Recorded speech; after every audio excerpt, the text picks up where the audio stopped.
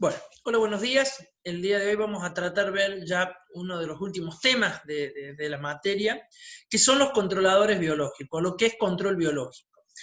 Para introducción vamos a definir a qué hacemos referencia con control biológico. La utilización de organismos entomófagos, ¿sí? Es decir, que se van a alimentar de otros individuos, y pueden ser parasitoides, predadores, virus, hongos, nematos y bacterias, ¿sí?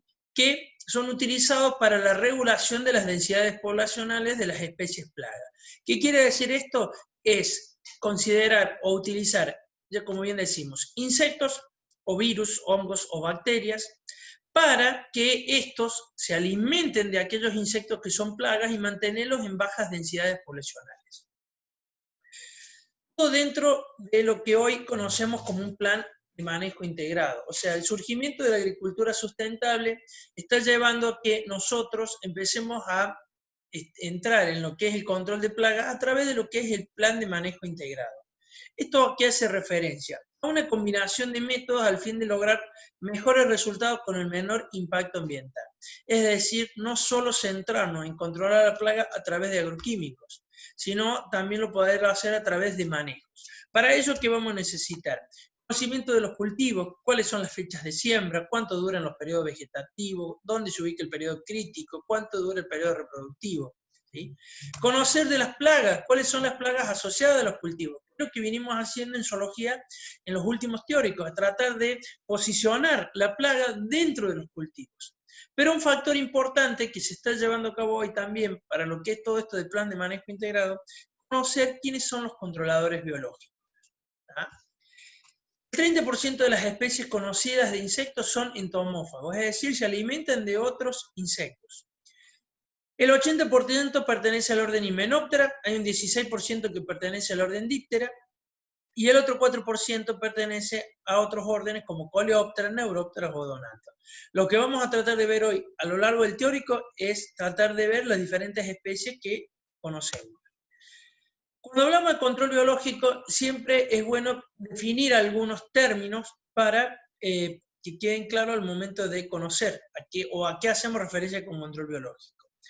La primera diferenciación es conocer qué es o qué definimos como un parásito. Son organismos que se alimentan de las sustancias que elabora un ser vivo de distintas especies, viviendo en su interior o sobre su superficie, con lo cual suelen causarle algún daño o enfermedad. Pero, como podemos ver en esta definición, los ejemplos más clásicos puede ser una garrapata, por ejemplo, en los perros o en los animales, que es externo, o algún parásito interno, que lo que hace es vivir dentro de este hospedante o de este individuo, pero no le causa la muerte. Lo que sí puede generar algún daño o enfermedad, pero no la muerte. En el caso de los parasitoides, hacemos referencia a que son insectos que durante su estado larvario se alimentan y desarrollan dentro o sobre otro animal invertebrado, que es el que llamamos como hospedero, al cual eventualmente matan. Durante su estado adulto son de vida libre o solamente se alimentan de agua o néctar. Entonces, a diferencia de lo que veíamos anteriormente, ¿sí? Aquí también los dos usan un hospedero, ¿sí? Donde ellos van a desarrollar sus ciclos dentro de un hospedero, pero podemos diferenciar el parasitoide del parásito, que el parasitoide genera la muerte de ese animal, mientras que el parásito no. Otro término que vamos a conocer es predador. Son aquellos animales que se dedican a la caza de otras especies para obtener su alimento, ¿sí? Entonces, los predadores, a diferencia de los parásitos y los parasitoides, utilizan varios individuos, ¿sí? O varios hospedantes para poder completar su ciclo. Y, al igual que los parasitoides, matan a la presa. ¿tá? Entonces, si hacemos, básicamente, cuando estemos hablando nosotros de lo que es control biológico, vamos a hacer referencia a estos dos grupos, los parasitoides y los predadores. Para poder diferenciarlo un poco más de lo que veníamos viendo de esta clasificación, decimos que los parasitoides son relativamente grandes en comparación con los hospedantes, mientras que los predadores son grandes en relación a la presa. Los parasitoides son muy especializados, o sea, van a atacar una especie o un estado del hospedante, sea un huevo, una larva o una pupa, mientras que los predadores atacan un amplio rango de presas. Los parasitoides de los adultos son de vida libre, mientras que en los predadores, tanto los adultos como los estadios maduros son de vida libre y predadores. El parasitoide vive a expensas de un único hospedante u hospedero, mientras que el predador consume varias presas a lo largo de su ciclo, y los parasitoides terminan matando a su hospedero, al igual que el predador mata a las presas. ¿Sí? Bien. Entonces, cuando nosotros hablemos básicamente de controladores biológicos, vamos a estar refiriéndonos a estos dos grandes grupos, todos los que son predadores y parasitoides, ¿sí? Mientras que control microbiano abarca todo lo que son microorganismos patógenos, como virus, bacterias, protozoos, hongos o nemátodos, que se utilizan también para hacer un control biológico, ¿sí? Pero ya ahí nos vamos a referir más a lo que es control microbiano. ¿Sí? Por ende, lo que vamos a tratar de ver hoy es quiénes son predadores y parasitoides. ¿Bien? Hay una forma en que nosotros podemos clasificar a los insectos benéficos. Nosotros siempre que hablemos de insectos benéficos son aquellos insectos que se alimentan de otro insecto que es plaga, ¿no? Pero lo podemos clasificar también por su hábito alimenticios. Pueden ser polífagos, es decir, que se alimentan de muchos insectos. En este caso son insectos que se alimentan de especies que pertenecen a varias familias y géneros, ¿sí? O sea, son típicamente predadores. Un ejemplo, la crisopa. Pueden ser oligófagos, que son los que se alimentan, dice, de poco, oligo viene de poco, se alimentan de poco alimento, o sea que son aquellos que se van a alimentar de presas de varios géneros y especies, pero de la misma familia. El ejemplo más clásico, ¿quiénes son? Las vaquitas o mariquitas, de la familia Coccinelle, o la familia Sylphidae, que es la mosca, porque son específicos de pulgones. A eso hace referencia, o sea, se alimenta básicamente de la familia Aphidae. Aphidae. Y cuando habla de varios géneros y especies, porque consumen todo lo que sean pulgones. Pueden ser de pulgones de la alfalfa, como Acetorsifum pinson o condoy, o como pulgones de los cereales de invierno, como es Chisaphis graminum, o puede ser que se alimente de pulgones que afectan al sorgo del maíz, como Rhapalosifum maidis. A eso hace referencia. O sea, comen solo pulgones. Y los monófagos son aquellos que se alimentan de una especie en particular, ¿sí? De especies que pertenecen a un género. El ejemplo clásico es Rhodalia cardinalis, que es la familia de las Coccinellidae, que es un depredador específico de la cochinilla canalada, Isselia pulchacea. Entonces, nosotros, eso es una clasificación que podemos hacer de los insectos benéficos. Nosotros básicamente lo que vamos a hablar hoy es de dos grandes grupos. Por un lado los predadores, y por otro lado los parasitoides. A los predadores nosotros los podemos agrupar, o si quisiéramos definir, por la estrategia de captura. Tenemos aquellos que son de caza activa, ¿sí? Es decir, que están constantemente cazando, los que utilizan trampas. Vamos a ver algunos predadores que tienen capacidad de generar alguna trampa.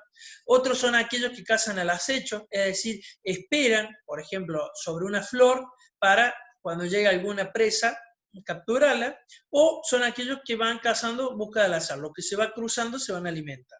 ¿Tá? Bien.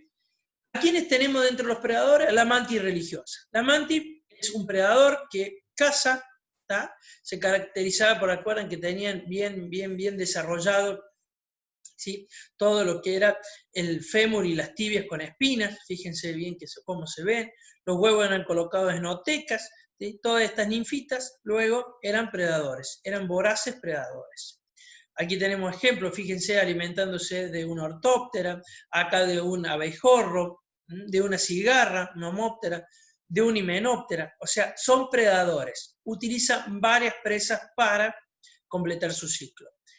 Los odonatas, los aguaciles, aquí tanto el adulto como la ninfa, que en este caso es acuática, son voraces predadores. La ninfa se caracteriza por tener una mandíbula como si fuera articulada, como si fuera un brazo, que lo que hace cuando pasa la presa, la extiende esa mandíbula y caza a la presa, ¿sí? Y como podemos ver, al igual son predadores, fíjense.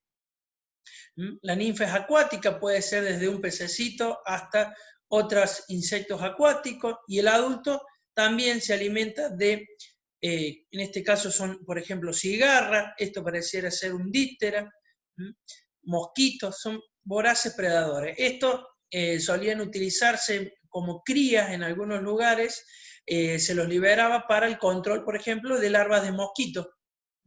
Al ser acuáticos, son voraces predadores de mosquitos. Orden Neuróptera, la crisopa que hablábamos anteriormente, ¿sí? Acuérdense que el tipo este de larva era tisanuniforme, bien las mandíbulas desarrolladas, colocaba los huevos, ¿sí? En un pedúnculo o peciolo, separaba la superficie para evitar que sean predados, y es un importante predador de pulgones también. Pero no solo de pulgones, fíjense, aquí tenemos tanto el adulto como el larva predando pulgones, pero también lo podemos encontrar predando larvas de Lepidoptera, hasta algunas pequeñas chinches, algunos trips, algunos ácaros, son voraces predadores.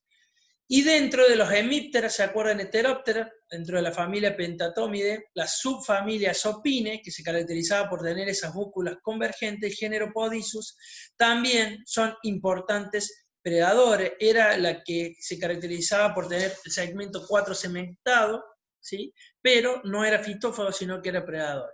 Tanto de, como podemos ver, larvas de Lepidoptera y algunos coleópteras también. Era un importante control de esta especie Xanthogaleruca luteola, que es la que genera defoliación en los olmos. Fíjense aquí, un Podyzus alimentándose de una ninfa de Nesara. Por eso son importantes predadores, utilizan varias presas, no son específicos. Familia Anthochoridae, aquí tenemos Orios insidiosus también, ¿sí? Este chinche es un importante controlador biológico, lo podemos encontrar predando trips, pulgones, y en los cultivos de sogas, cuando nosotros los vamos monitoreando, es muy común encontrarlas, ¿sí? Miren cómo introduce su estilete y hacen un vaciado del hospedante, alimentan de cosas.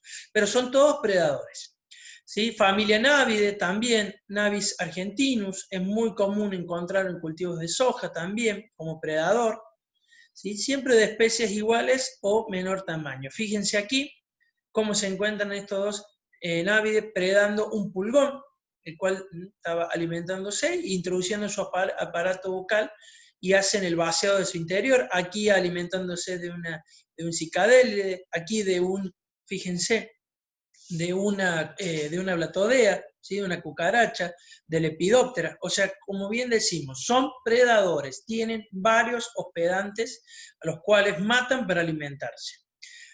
Dentro de la superfamilia Reduboidea tenemos la familia Reduvide, ¿sí? ¿Se acuerdan que era muy común tener ese rostro tres segmentado curvo, y lo que hacía que lo diferenciaba de las que son hematófagas, que era recto, y pues bien, son voraces predadores tanto de moscas. En este caso no lo podremos considerar, ¿sí? Como un insecto benéfico, porque se está alimentando de un insecto útil como son las abejas. Por eso siempre la definición de insecto benéfico y control biológico siempre está referido a especies que a nosotros nos generan, que son plagas. En este caso, por ejemplo, aquí, en vez de considerarla como un controlador biológico o un insecto benéfico, lo tendríamos que considerar como una plaga porque se está alimentando de las abejas. Superfamilia Ligoidea, familia Ligeide, aquí tenemos la chinchojuda, Geocoris, género Geocoris, fíjense aquí alimentándose de mosca blanca, también lo pueden hacer de trips, de ácaros. Fíjense aquí, en este caso está predando un trips, no se alcanza a ver bien el foco, pero aquí en este otro predando una chicharrita. Entonces son voraces predadores. Dentro del orden Coleóptera, ¿se acuerdan que hablábamos de ese 4% que eran los entomófagos? Bueno, aquí tenemos la familia Carávide, Calosoma argentinense y la juanita, que tanto la larva era predadora como el adulto, fíjense aquí predando un caracol, pueden predar huevos también, ¿sí? Esta larva, ¿se acuerdan que era típica de una larva carabeiforme? Mandíbulas bien desarrolladas, placas esclerotizadas en el dorso, 3 pares de patas torácicas, ¿sí? Hay diferentes géneros, Escarites antranicius, melanarius, ¿sí? Paraguayensis, que estas las podemos diferenciar mayormente por el tamaño, Galerita colaris, que es la que tenemos aquí arriba, ¿sí? Estas son todas las escarites, y son muy voraces, son predadores de huevos también, de insectos más pequeños. Familia Cicindélide, ¿sí? El bicho autito, el famoso bicho autito, que las antenas se incortaban insertas sobre la base de la mandíbula y frente a los ojos, formando un ángulo de 90 grados, que tenían esa capacidad de tener colores metalizados y mucha velocidad. Bien, la larva es una típica, ¿sí? También carabeiforme, son predadoras, y esta larva tiene una particularidad. ¿Se acuerdan cuando decíamos que los predadores los podíamos clasificar por si generaban trampas o acecho o por acecho? Bueno, esta larva se caracteriza porque genera una especie de trampa. En el suelo hace un orificio en el cual se introduce, ¿sí? Apoya la cabeza, la cual suele tener una coloración verde metalizada, un poquito marroncita. Entonces, lo que hace es cuando las presas pasan cerca, como es en este caso y este otro, sale dentro de ese orificio y caza. Es lo que hablábamos de esa caza por acecho. O sea, están esperando, cuando la presa llega, la captura, ¿sí? Bien, fíjense el género Cicindela o el género Tetracha, bien mandíbulas, bien marcadas, y son voraces predadores. Aquí fíjense, alimentándose de larvas de lepidópteras.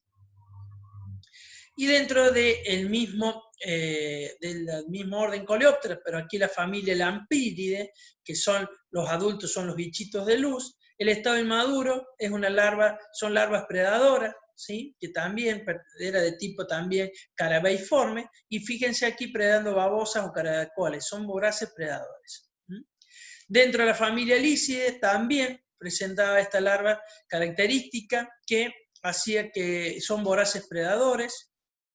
Dentro de la familia Coccinellidae tenemos que son predadores de pulgones principalmente, ¿sí? Vamos a nombrar varias, hay varias fotos, pero las vamos a ir pasando. Todas se caracterizaban, esta vaquita, por tener una larva de tipo coccinelliforme, y aquí podemos encontrar a Cyclonella sanguínea, a Hipogamia convergen, ¿sí? A Eriopis conexas, todas pertenecen a un tipo de larva coccinelliforme, ¿sí? A Dalia bipunctata. Y todas estas especies de Coccinelli se caracterizan por tanto la larva como el adulto alimentarse de pulgones, ¿sí? O sea, se alimentan básicamente de pulgones. Dentro del orden Hymenoptera tenemos la familia Ephesidae, ¿sí? Esta se caracterizaba por tener ese abdomen pedunculado, genera estas casas de barro en las paredes, que es muy común encontrarlo. Adentro se encuentra la larva o la pupa, colocan, o sea, el huevo, se va desarrollando la larva, y lo que hace el adulto es predar, como fíjense acá, puede ser esta ortóptera, lo predan, arañas también van capturando y las colocan dentro de estas casitas, las cuales luego sirven de alimento para sus larvas.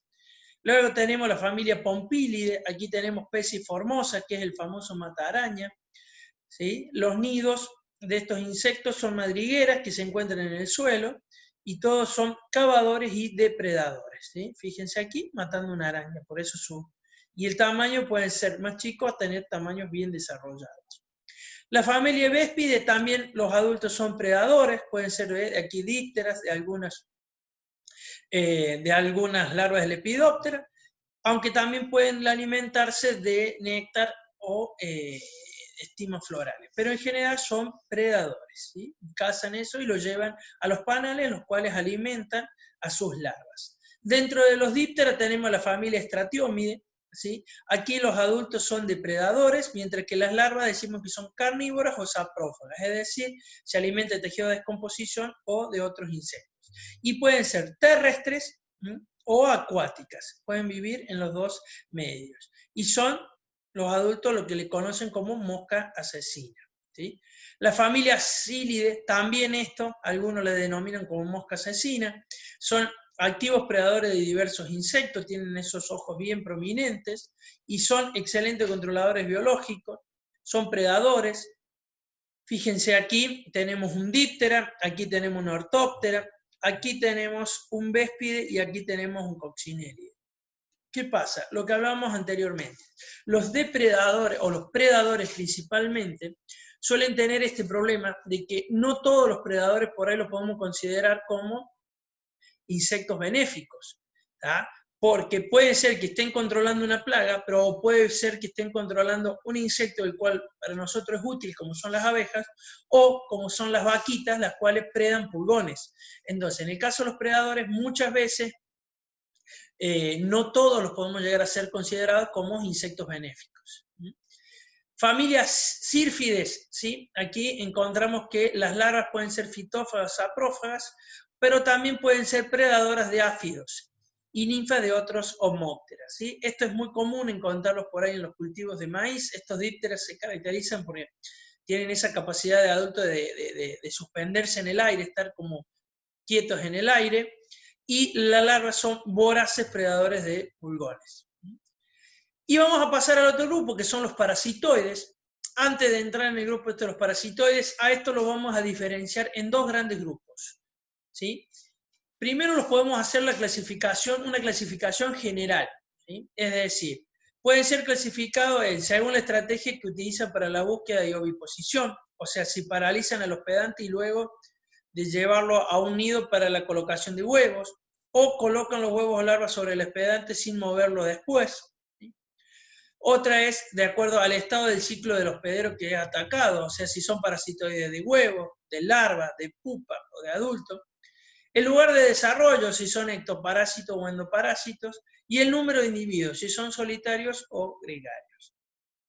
Hay una clasificación más general donde agrupa todas estas clasificaciones, es el estado, el lugar y todo, que es dividir a los parasitoides en coinobiontes o idiobiontes. Los coinobiontes se caracterizan porque el hospedero continúa su desarrollo después de la oviposición, mientras que en el caso de los idiobiontes es interrumpido, o sea, si coloca los huevos cuando es una larva, listo, la larva muere. No llega a pasar, por ejemplo, a pupa o adulto, como si es en el caso de los coinobiontes.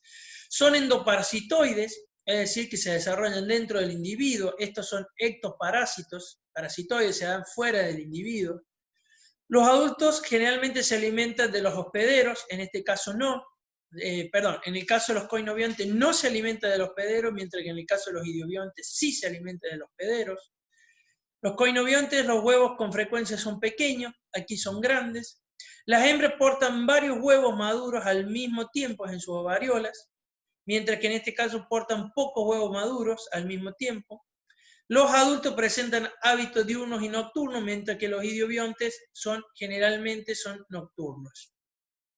En el caso de los coinobiontes dice que el rango de hospederos con frecuencia es estrecho, o sea que rara vez es atacado más de un orden, son muy, muy especialistas, mientras que los idiobiontes son generalistas, o sea, pueden atacar, distintos órdenes. En los coinobiontes, el hospedero atacado frecuentemente son de menor tamaño que el parasitoide. Aquí son de mayor tamaño. La hembra deposita huevos fertilizados y no fertilizados que están correlacionados con el tamaño del hospedero. Es decir, si es grande, pueden que estén colocando huevos que no son fertilizados, ¿sí? Entonces después esos huevos pueden llegar a desarrollar, mientras que en los parasitoides puede escoger el tipo de huevo, que sea fertilizado o no. Y la presencia de larva en los coinobiontes es lento e interrumpido temporalmente, mientras que en los idiobiontes el desarrollo es rápido. Entonces, para que quede un poco más claro esta definición, que agrupa todo lo que veíamos anteriormente, ¿sí? Es decir, en el caso de los coinobiontes, van a ser o parasitoides de ovolarvales, es decir, de huevo y larva, ovopupales, o sea, de huevo pupa, o larvopupales, de larva pupa. Es decir, viene este parasitoide, coloca el huevo, pero ese hospedero va a seguir su desarrollo. Mientras que en el caso de los idiobiontes se interrumpe. Y mayormente van a ser parasitoides de huevo, de larva, de pupa o de adulto. O sea que cuando se parasitó aquí el estado de larva, muere. Esa larva muere. Mientras que en este caso puede llegar hasta el adulto y al final muere. ¿tá? Entonces, por eso es que puede ser, si es entre el estadio de huevo y larva, son ovolarvales, si es entre huevo y pupa, son ovopupales, y a eso hace referencia. ¿tá?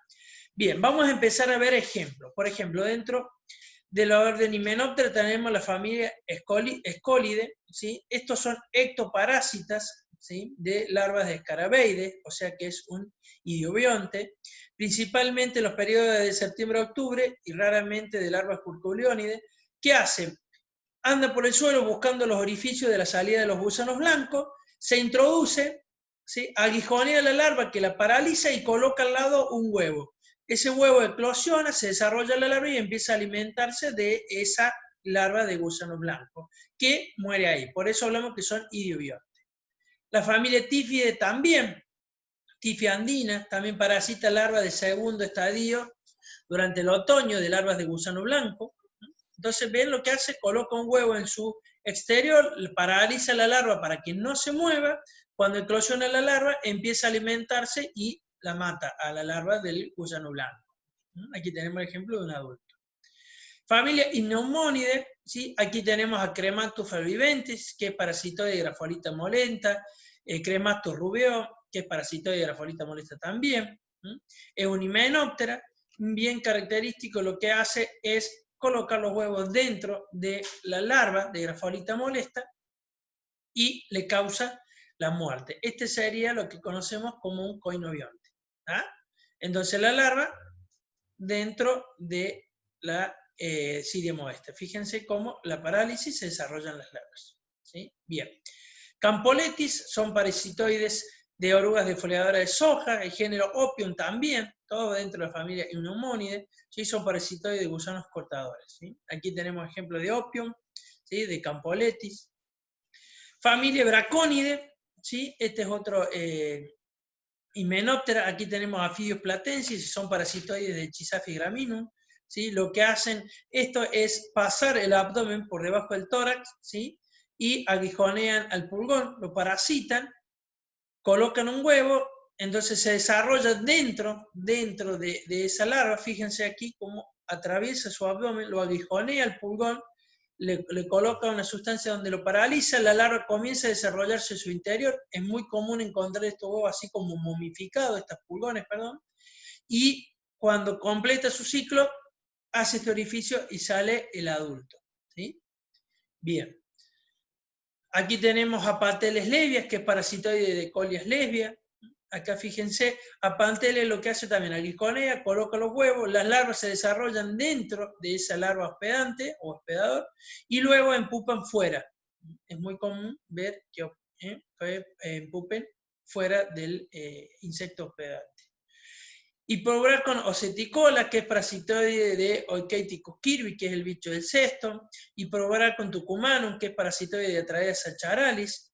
Aquí tenemos, fíjense el tamaño que tienen estos parasitoides. Este es mucho más pequeño que su hospedante, lo que hace es aguijonearlo y colocar los huevos en su interior.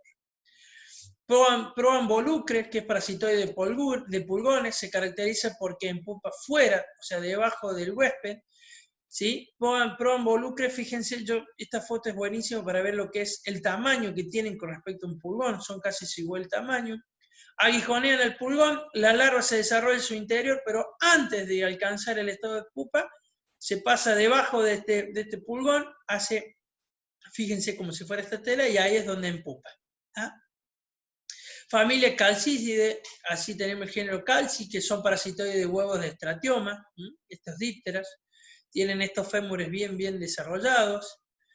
Familia Trichogrammatide, Trichograma es el género, lo que hace es, estos son específicos de huevo, lo que hacen es parasitar el huevo, estos dípteras colocan adentro, ¿sí? Sus larvas o huevos que terminan afectando el desarrollo. Fíjense aquí que es un importante controlador de huevos de Diatraea sacharalis, como esta mosquita parasita los huevos y fíjense, no llegan nunca a eclosionar, mueren.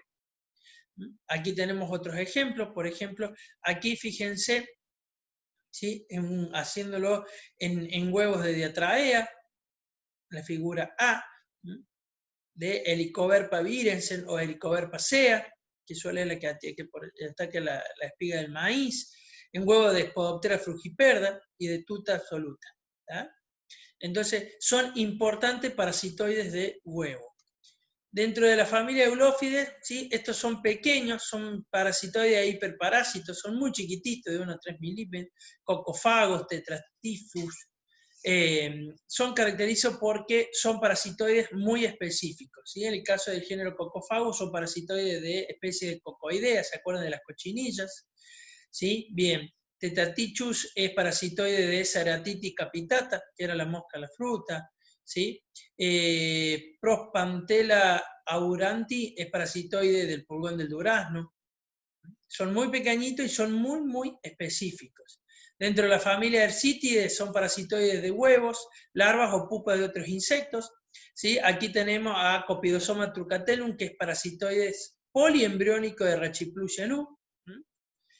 Se caracteriza porque coloca en su interior un montón, por poliembrionía se desarrollan todos esos individuos, y lo que es muy común es esto, encontrar la larva momificada llena de pupas en su interior, porque este parasitoide es poliembriónico, ¿sí? Se acuerdan que colocaban un montón de estados inmaduros que se desarrollaban y completaban su ciclo.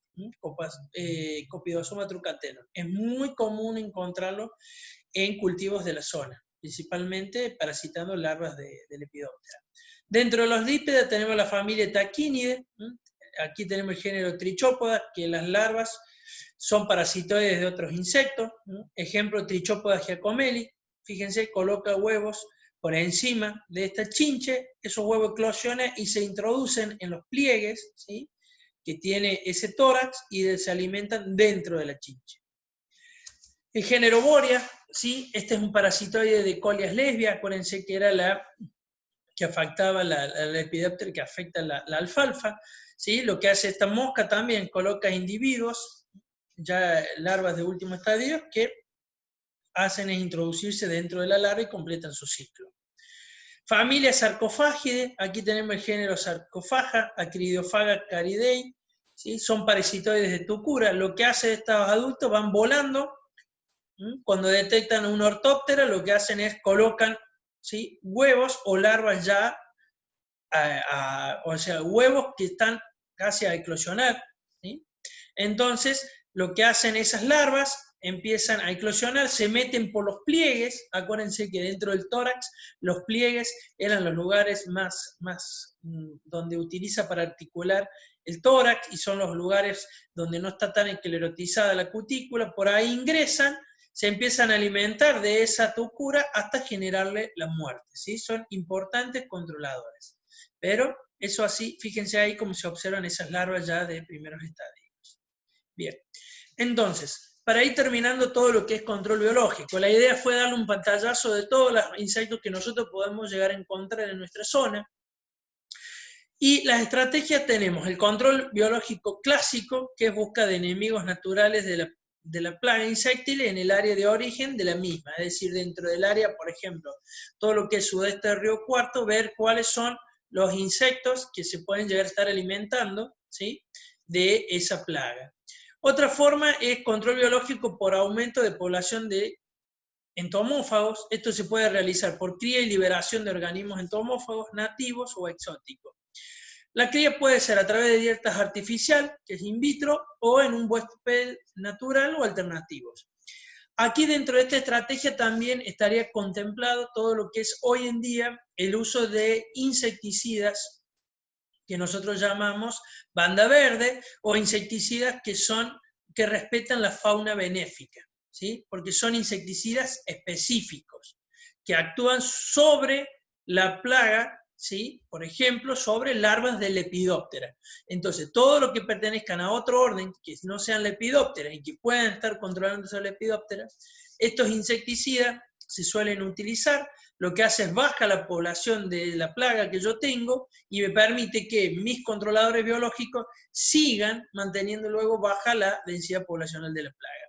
Y otra de las estrategias que se está empezando a utilizar en varios lugares es el tratar de conservar especies entomófagas, y esto se hace a través de promover la manipulación de los agroecosistemas para favorecer la sobrevivencia y la reproducción de los organismos, ¿sí? Es decir, empezar a hacer cultivos en franjas, o barreras.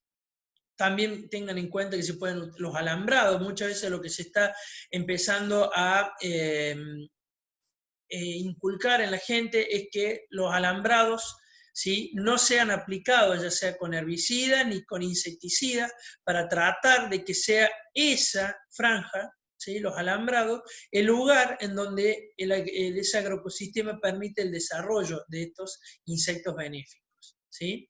Por eso muchas veces la recomendación es esa, tratar de, sobre los alambrados muchas veces, no hacer controles para permitir que estos organismos benéficos se sigan reproduciendo y manteniendo, ¿sí? Pero también tienen que tener en claro y recuerden que hay otros controladores biológicos que por ahí no son insectos, pero que nos ayudan, como es el caso de las aves o el caso de las arañas. ¿tá? Ellos también hacen un excelente trabajo como controlador biológico. ¿tá? Bien, esto es todo con respecto a lo que es controlador biológico. Si queda alguna duda, lo podemos llegar a ver en las clases de consulta. ¿tá? Muchísimas gracias por su atención y cualquier cosa, no duden en consultar.